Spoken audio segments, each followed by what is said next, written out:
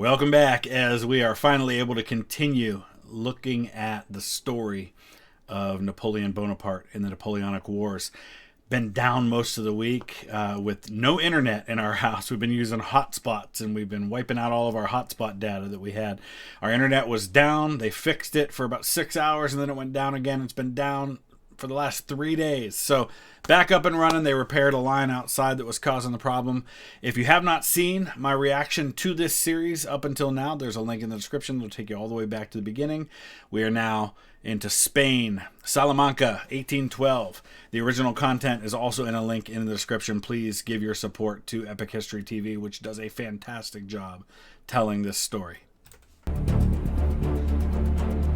By 1812, Napoleon's French Empire had 250,000 troops stationed in Spain, bogged down in a war that seemed to have no end. They faced a bitter struggle against the people of Spain, who'd taken up arms in a guerrilla war, as well as the remnants of Spain's field armies and an Anglo-Portuguese army under Lord Wellington.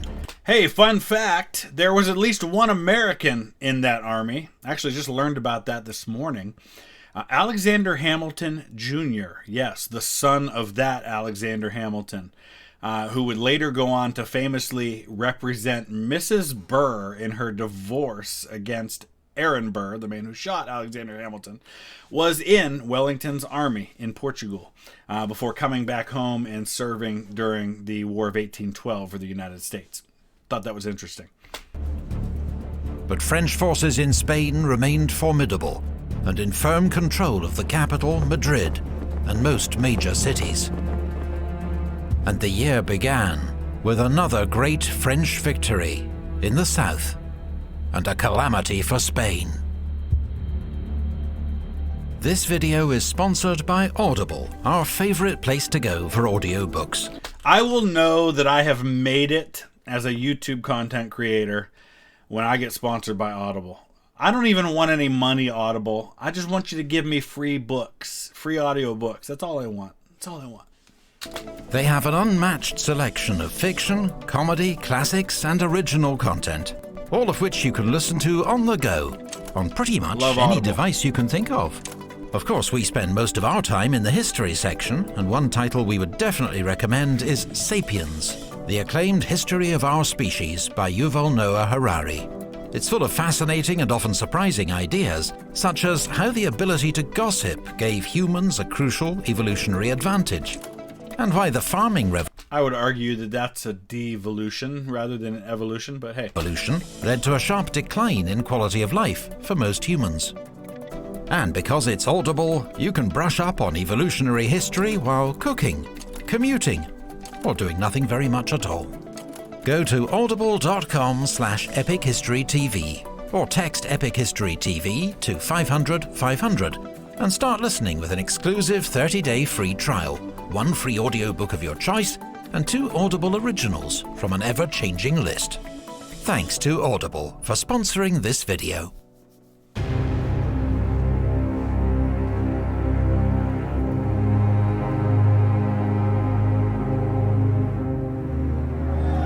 Spain and Portugal would become a graveyard, not just for young French conscripts, but for the reputation of some of France's most famous generals.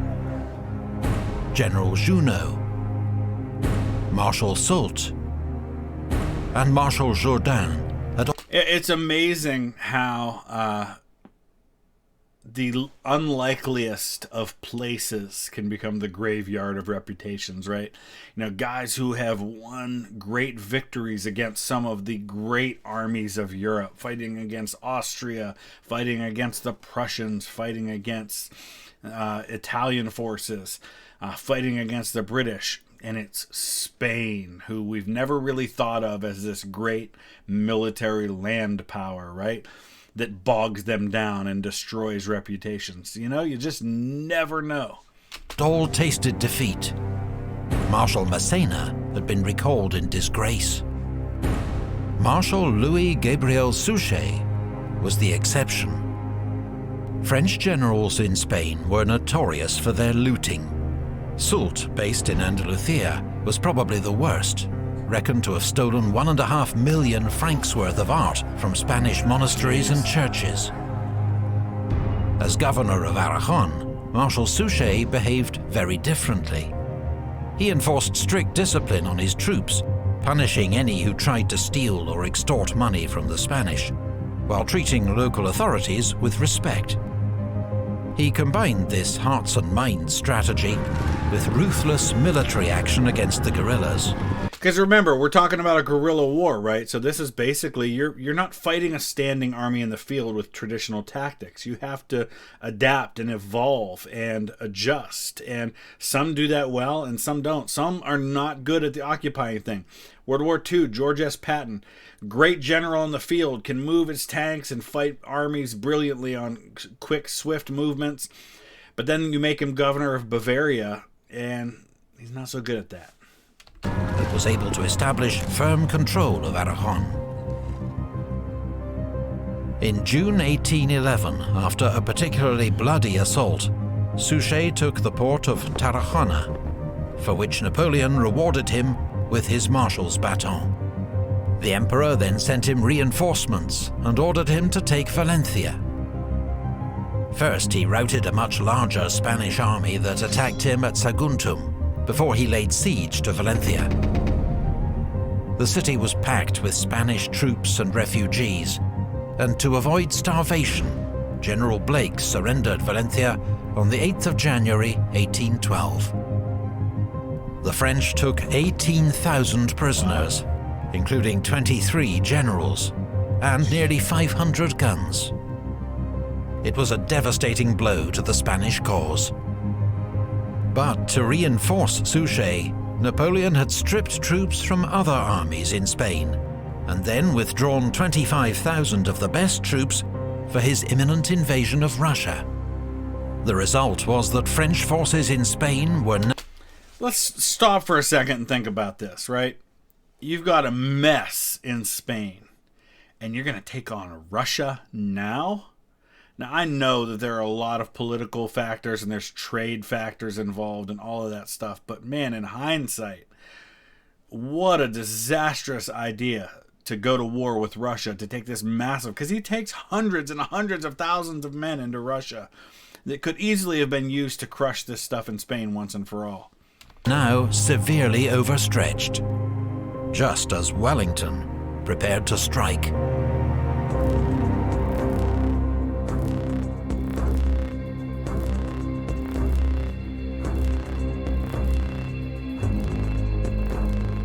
Spanish guerrillas kept Wellington well informed of French movements, and learning that the forces facing him in western Spain had been much weakened, he decided to go on the offensive, to strike a blow before the French could concentrate against him.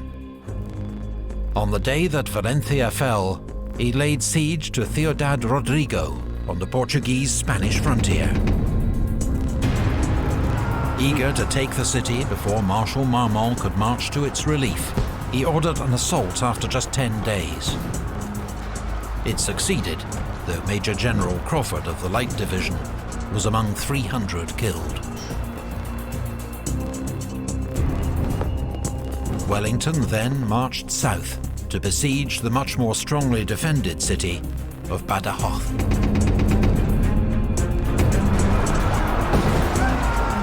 An assault was made on the night of the 6th of April. The first wave attacking the main breach were slaughtered. Ooh. Wellington does like his night assaults. I guess that's what you have to do if you want to try and keep your guys under cover and keep it, this was not an uncommon tactic at this time, right? The attack on the Alamo that's going to come 24 years later in 1836, right? That happens at night. We've seen like the John Wayne movie that takes place in broad daylight, but no, it was like 3-4 o'clock in the morning when Santa Anna launches his attack when it's still dark, because there's a lot of conceal and cover that gives you when you're trying to attack a strong fortified position. But what was supposed to be a diversionary attack on the city's castle with scaling ladders succeeded, and the city soon fell. The storming of Badajoz cost the British 3,700 casualties. In the aftermath, survivors went on the rampage, drinking, looting and raping, and killing more than 100 Spanish civilians before British officers finally restored order. And this doesn't help you, right? When you're trying to win the battle, the propaganda battle, the battle of the hearts and minds, sometimes it's said, and you've clearly got France as being seen as the bad guy in all of this. You don't need to give the Spanish the reason to maybe start taking France's side, or maybe to just look at you as just one more occupying force who's going to treat us terribly just like the French do. Wellington had secured the two main routes between Spain and Portugal. Now he sent his most reliable subordinate, General Hill, with a small Anglo-Portuguese force to destroy the bridge over the Tagus at Almaraz. This was a vital link between Marmont's army of Portugal and Soult's army of the south, as the next usable bridge was at Toledo, 90 miles east. Jeez. The bridge was well guarded by forts and redoubts, but Hill led a swift and daring assault. The French defences were taken by surprise. The bridge itself and all the engineering equipment burned, for the cost of just 177 casualties. Wellington was now ready to begin his advance into Spain. Spanish regular forces and guerrilla bands began operations to tie down as many French troops as possible. So, it's important for us to see here that Wellington, his reputation is not all just about Waterloo, right? He's known as the victor at Waterloo in 1815, defeats Napoleon, but his reputation goes back far before that. The man had built himself a reputation as a guy who could take on these supposedly unbeatable French armies. While from the Bay of Biscay, Sir Hugh Popham's naval raiding force made diversionary attacks on French coastal targets. In 4 days, Wellington was at Salamanca, as Marmont, outnumbered, withdrew behind the Douro River. I don't know if I'd argue that's really... it is, in the strictest sense of the word, outnumbered, but when you're talking 48 to 44, that's basically an even fight. But when reinforcements arrived, he crossed the river again. For 6 days, Marmont tried to march around Wellington's flank, but the British general matched him move for move, their two armies marching in parallel, often within sight of each other. Can we just take a minute and appreciate, I don't know, if they're doing all these themselves or they're finding these in other places, but the visuals, the artwork and stuff have been fantastic in this, not only in this episode, but in this series, but especially in this episode. But on the 7th day, Marmont blundered. Wait for your enemy to make a mistake. Mon cher Alava, Marmont est perdu.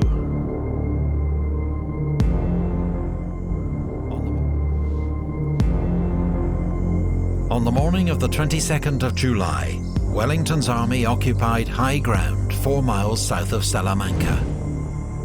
Marmont was not interested in a direct assault. It's over, Marmont. I have the high ground. He still sought to outflank Wellington, threaten his line of retreat to Portugal, and force him to fall back. Around 8 a.m., the French won a dash for a hill known as the Greater Arapil, which Marmont made his observation point. The French army began to swing round behind him. Marmont had convinced himself that Wellington was an overly cautious general who would not risk attack. The hills hid most of Wellington's army from view.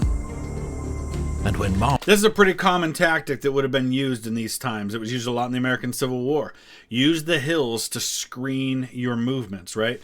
Because if there's a hill right here and you've got an army on this side and the enemy army's on the other side, well, they've either got to go around the hill or up to the top of it to see what's going on, and that's not so easy to do. Marmont saw dust clouds to the west He assumed it was Wellington's baggage train leaving Salamanca, beginning their retreat. But it was the British 3rd Division and a Portuguese cavalry brigade moving up to strengthen Wellington's flank. You know what happens when you assume? Because he wasn't planning a retreat. He was about to attack. This is why it's so incredibly important to understand your opponent. Because when you think you know your opponent and you're wrong, it can be disaster. Some generals have been excellent throughout history because they understand how their opponents think. Wellington was always very good at this. He was one of the few guys who I think really could get inside of Napoleon's head. Not that Napoleon's here.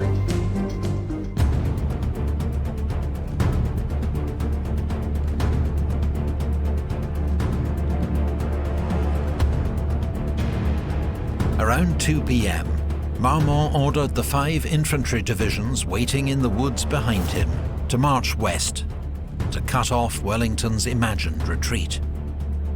General Maucoun's 5th Division, in the lead, stopped to engage what was presumed to be the British rearguard in the village. Notice how many times they're saying presumed, assumed, like all kinds of false assumptions and ideas are happening here. Of Los Arapiles. General Thomier's 7th Division continued west past it. Wellington watched as the French left flank became increasingly strung out and knew it was an opportunity too good to miss. He galloped 3 miles across country to the 3rd Division to give the crucial orders in person. Many of his staff officers struggled to keep up. On arrival, he instructed the division's commander, his own brother-in-law, Edward Pakenham, to attack and drive everything before him.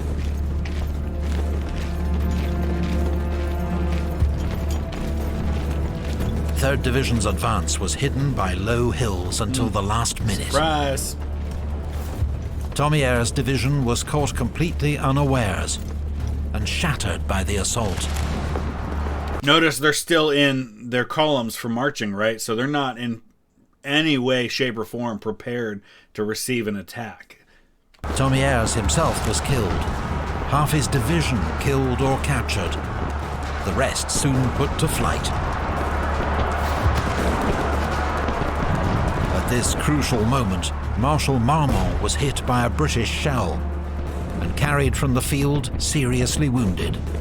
His second-in-command, General Bonnet, was himself wounded an hour later. So command passed to General Clausel. 45 minutes later, the British 5th Division attacked, supported by 2 Portuguese brigades and General Le Marchand's dragoons. So now we've got a situation where the whole French battle plan is based on false assumptions about the nature of what the British are doing. Now you've lost your top 2 generals on the French side. You've had a division shattered. This is just a recipe for getting completely annihilated on the battlefield. So I'll be interested to see how the French saved their army here.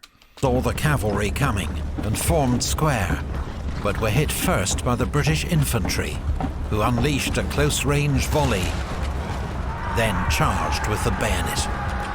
The French were routed and charged down by Le Marchand's cavalry. French 6th Division was caught up in the collapse. Le Marchand himself was shot from the saddle, but his brigade had helped destroy 8 French battalions and capture 2 Eagles. Wellington's echelon attack continued as Cole's 4th Division advanced in the center. So echelon attack, pretty common tactic that's used. It was used by the Union at the Battle of Antietam in the American Civil War. It's the idea that you start on the end of one flank and you hit, and then you move in, and then you move in, and so from right to left or left to right, it's a series of attacks. And the hope is that by attacking in one place, your enemy, when he's receiving that attack, is going to weaken other parts of his line to reinforce where he's being hit, and then those weakened areas are going to be hit by the later parts of the attack. But Pack's Portuguese brigade was thrown back from the Greater Arapil, and the whole division was soon falling back in disorder. Despite the devastation of his army's left flank, General Clausel decided to launch an attack on the Lesser Arapil. the hinge of Wellington's position. If it could be taken, he might still snatch victory from the jaws of defeat. But the French advance was met by fresh troops of Clinton's 6th Division, who poured volleys of musket fire into the French columns. They began to fall back. The French army had lost the will to fight on, its soldiers streaming away into the woods behind them. General Ferré's 3rd Division mounted a brave rearguard action to buy the rest of the army time to escape, but it faced a hopeless task. It was soon outflanked by the British 5th Division, and Ferré himself was killed. Only General Foy's 1st Division escaped in good order. With darkness falling and his army exhausted, Wellington called off the pursuit.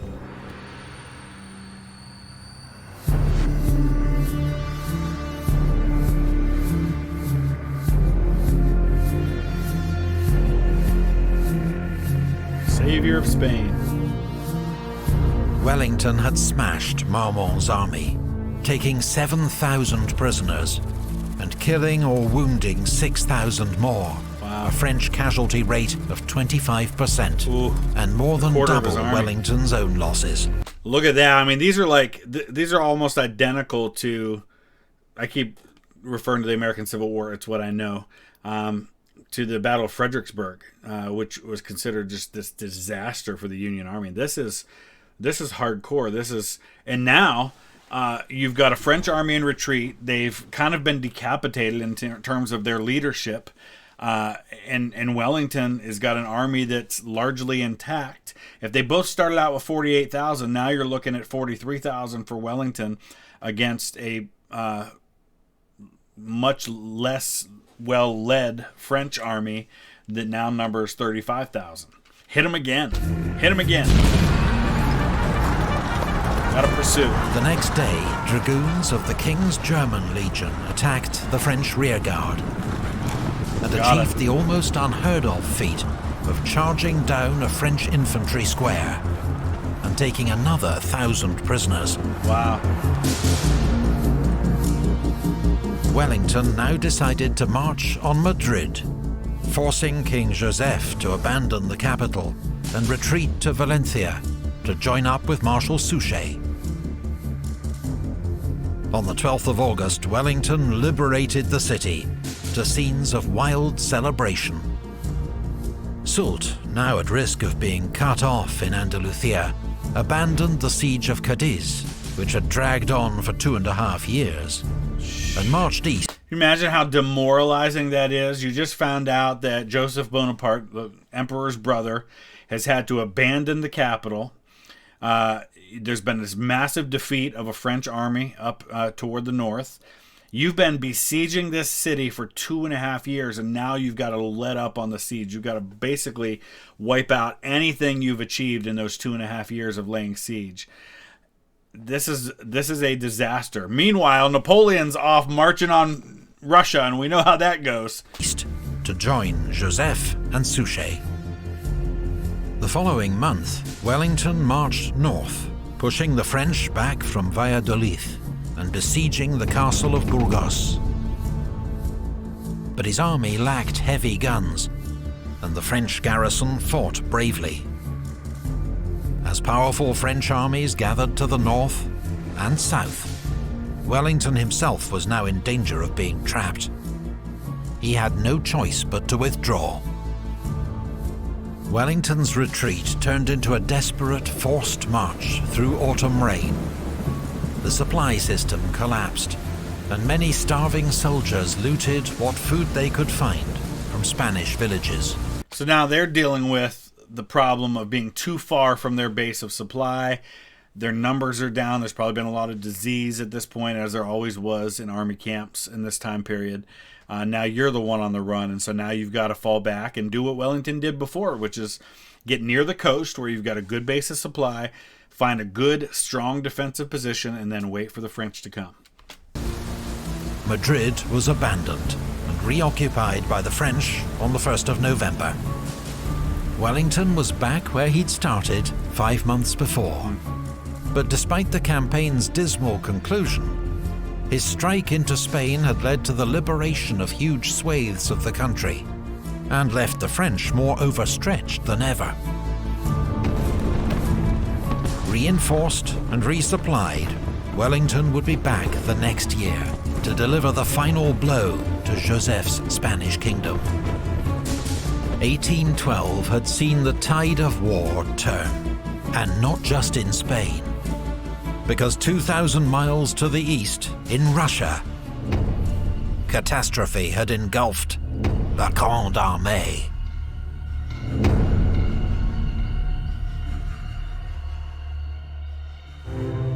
But that will be for another time. All right.